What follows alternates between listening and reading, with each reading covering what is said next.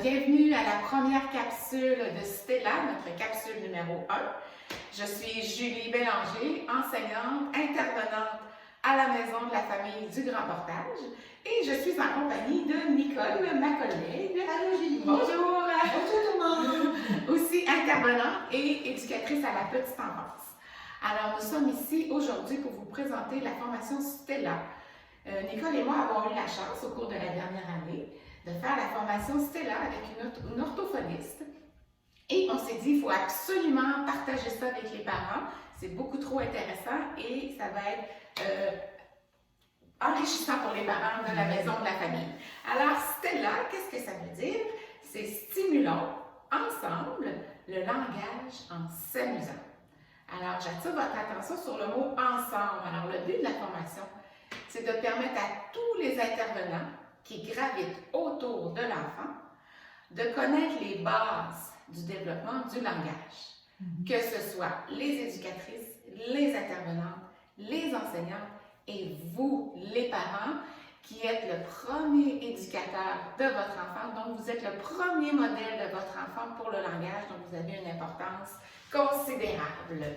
Donc, vous allez voir, on va vous présenter des astuces. C'est des gestes simples, des astuces générales qui peuvent être utilisées pour les enfants d'âge de 0 à 5 ans.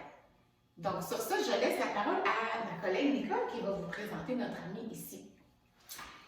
Bon, bien Stella, c'est la petite grenouille comme ça. Elle représente l'enfant dont son langage est en développement. Stella, avant, elle était un tétard, mais elle a grandi, elle est devenue une belle grande fille de 3 ans. C'est pour ça qu'on va s'en servir pour vous donner des exemples concrets, vu qu'on n'a pas d'enfant avec nous, mais Stella va remplacer un enfant, tout simplement.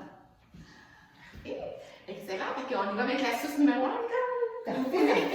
Alors moi, je vous présente l'astuce numéro 1 aujourd'hui, elle s'intitule « Je profite des activités quotidiennes ».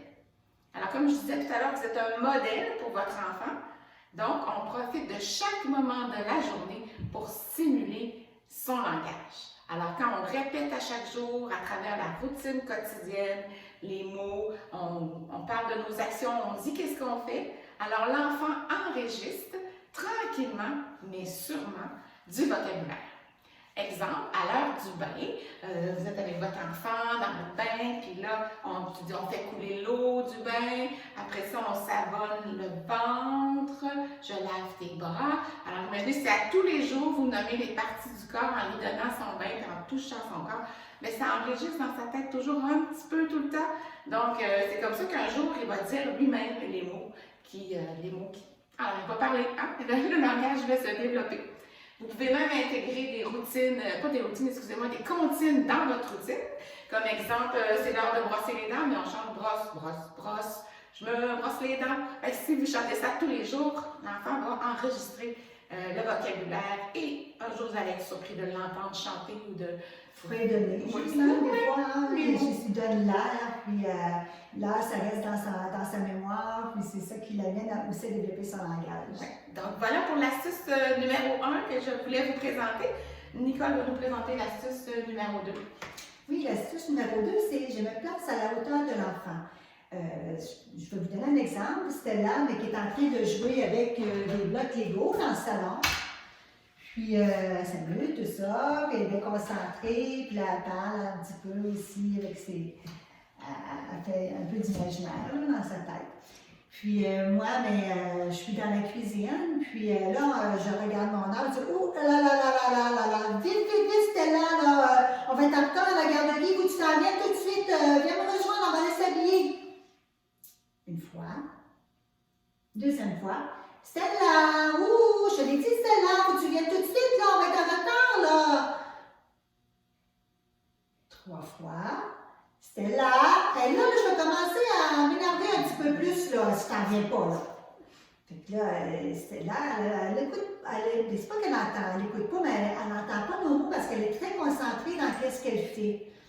Alors, je vais m'approcher au niveau de Stella, à sa hauteur. Alors, si elle est assise par terre, je m'assois face à elle.